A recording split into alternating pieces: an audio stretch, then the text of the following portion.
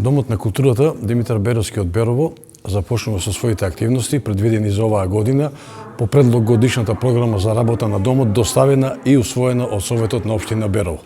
Како што гледате, денес во Историјско-етнолошкиот музеј на град Берово имаме поставено ликовна изложба, тоа е ретроспектива на ликовните колонии во Берово од 2003 до 2009 година.